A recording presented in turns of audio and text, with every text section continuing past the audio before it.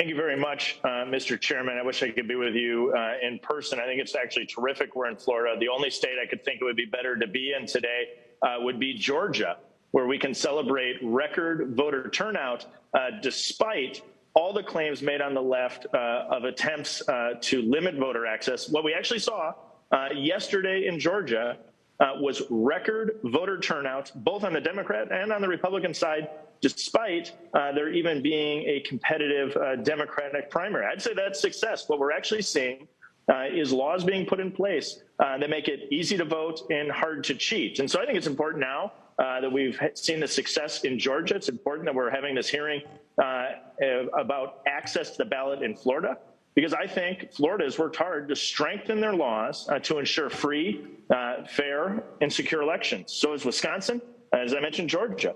Voters are noticing, and there's increased turnout at the polls, which is good for our democracy. You see, we don't need top-down federal mandates. States who have primary authority over elections are in the best position to understand their voter needs and how to address them. Florida actually is a perfect example of this. Since the infamous 2000 election with the hanging chads, they identified problems in the process and fixed them in ways that work for Florida voters. And once that trust was restored, voter turnout increased.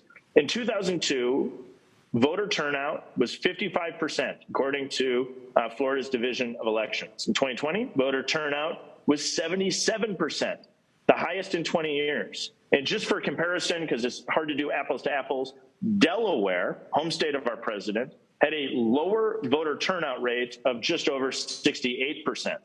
This effect is not contained to just Florida. My home state in Wisconsin has implemented photo ID and had one of the highest election turnout rates in the country in 2020.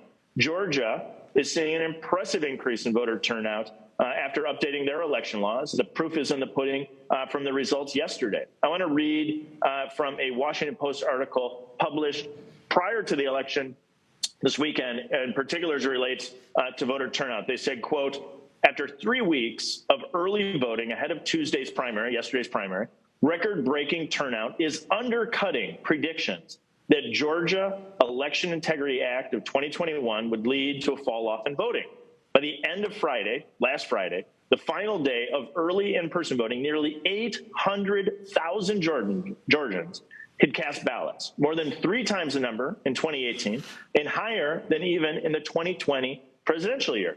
The fact is federalism works. We don't need to nationalize our elections and unconstitutionally take power away from states as those who support H.R. 1 proposed. Laws like H.R. 1 would have actually made it harder for Florida and Georgia to implement the necessary safeguards that have ultimately restored voter confidence while also increasing participation.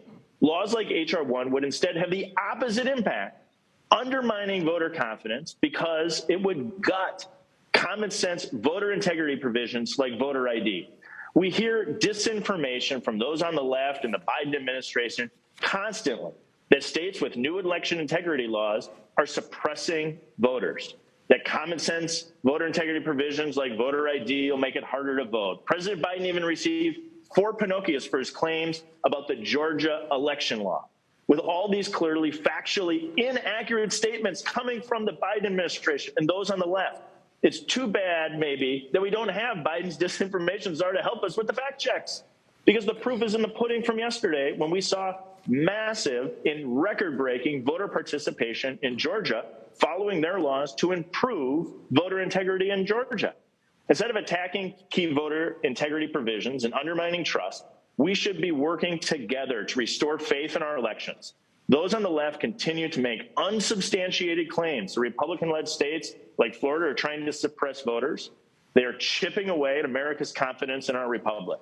Now, I suggest to my colleagues who are currently down in the great state of Florida that they take some time to actually learn what the state is doing and take some notes to share with their colleagues from other states, because to me it's clear that what the Sunshine State is doing is not suppressing voter turnout. What we saw play out in Georgia did not suppress voter turnout. And in fact, some of the states that we hear the biggest complaints about are actually able to generate the highest voter participation because people are beginning to gain trust in their elections. It's those on the left who are undermining our democracy by making false claims. I look forward to today's hearing, and Mr. Chairman, I yield back.